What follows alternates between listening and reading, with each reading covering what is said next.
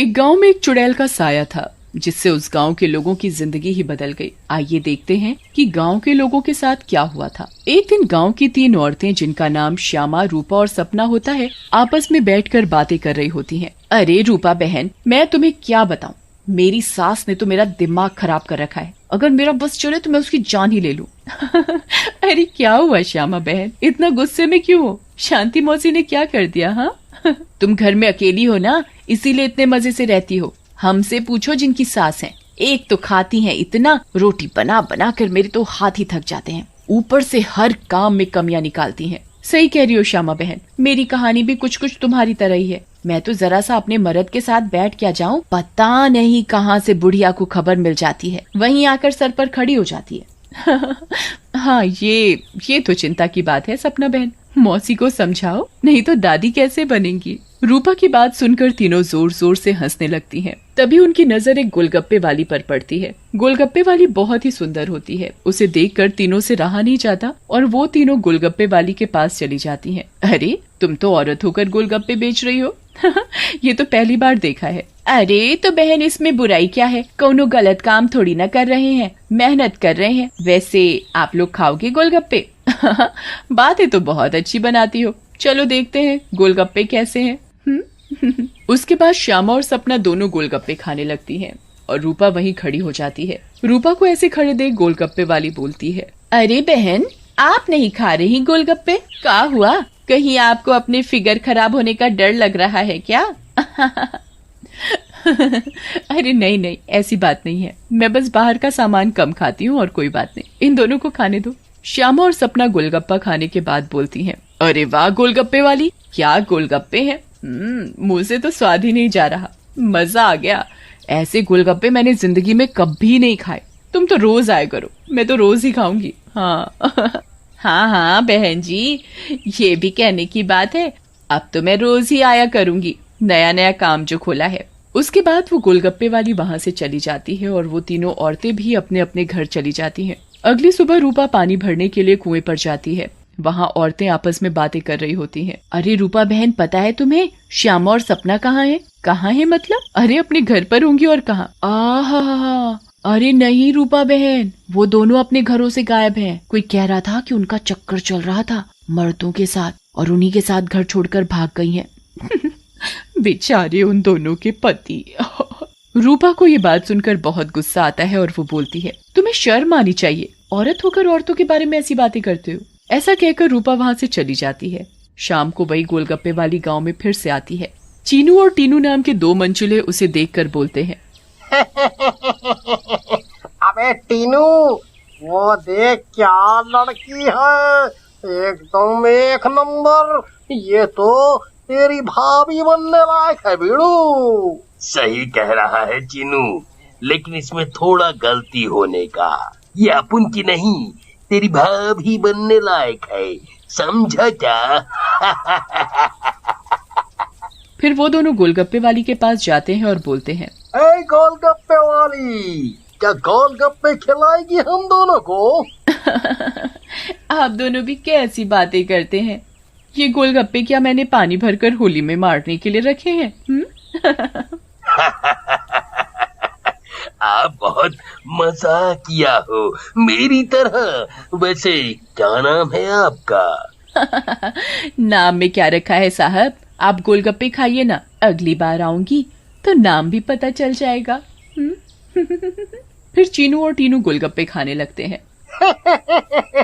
वाह, क्या गोलगप्पे हैं, इतने टेस्टी, लगता है तुम्हारे हाथ चूम लूं। मजा आ गया, मजा। फिर टीनू और चीनू गोलगप्पे वाली के सारे गोलगप्पे खा जाते हैं। अरे आप दोनों तो बहुत सारे गोलगप्पे खा गए, कहीं आपका पेट ना खराब हो जाए। कुछ नहीं होगा हम दोनों को, हम दोनों का बॉडी एकदम स्टील के माफिक है। वैसे कल आएंगी आप यहाँ? लेकिन गोलगप्पे वाली कुछ नहीं बोलती और वहाँ से चली जाती है। रात में ज्यादा गोलगप्पे खाने की वजह से टीनू और चीनू के पेट में दर्द होता है। हाय रे, मर गया। अरे टीनू भाई, ये लड़की का चक्कर अपन दोनों के लिए भारी पड़ गया रे। बहुत तेज दर्द हो रहा है पेट में। सही बोल रहा है भाई, अपन के पेट में भी बहुत गुड़गुड़ गुड़गुड़ सा हो रहा है और टॉयलेट तो कई बार होकर आया।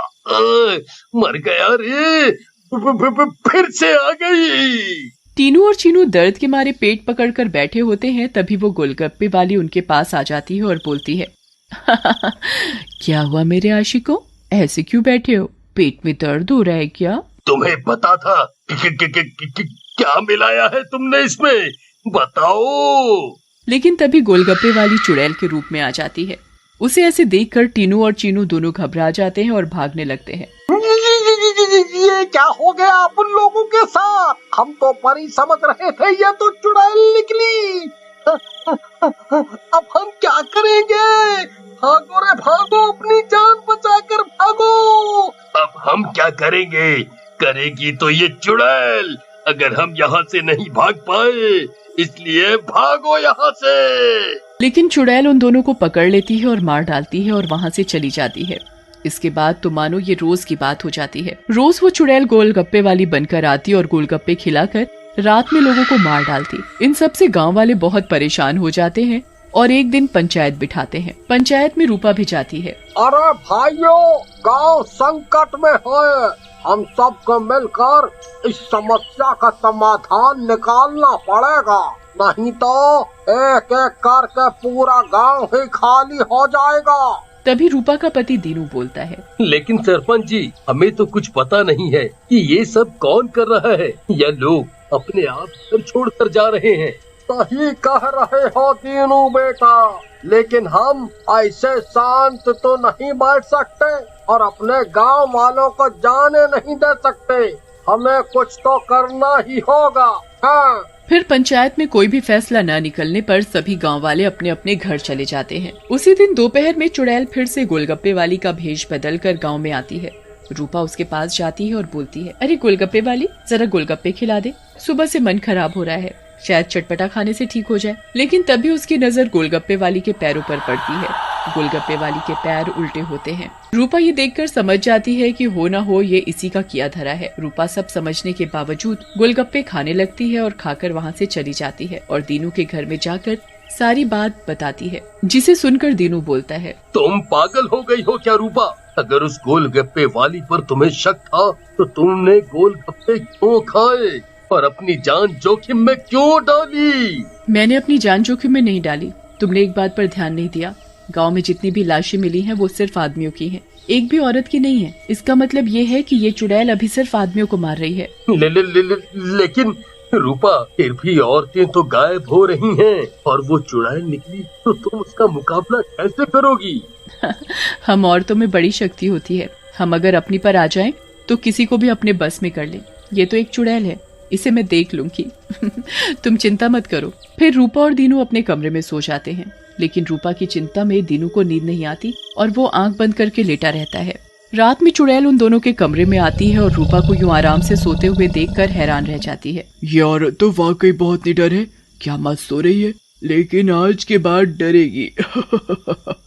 ऐसा कहकर चुड़ैल सोती हुई रूपा को उठा लेती है और जंगल की ओर चल पड़ती है। दीनू भी चुपचाप चुड़ैल का पीछा करने लगता है। चुड़ैल एक गुफा के सामने पहुंचकर रुक जाती है और गुफा को खोलती है। खुल जा सिमसिम। गुफा का दरवाजा खुल जाता है और चुड़ैल अंदर चली जाती है। दीनू भी चुपके से उनके पीछे पीछे अंदर चला जाता है। अंदर जाकर चुड़ैल रूपा को एक अंधेरे कमरे में ले जाती है और रोशनी करती है। जैसे ही वहाँ रोशनी होती है, गांव की बाकी औरतें भी रूपा को दिखाई देती हैं। श्यामा और सपना भी वहाँ होती है। अरे चुड़ैल, ये सब क्या है? गांव की औरतें, तुम ये क्या कर रही हो?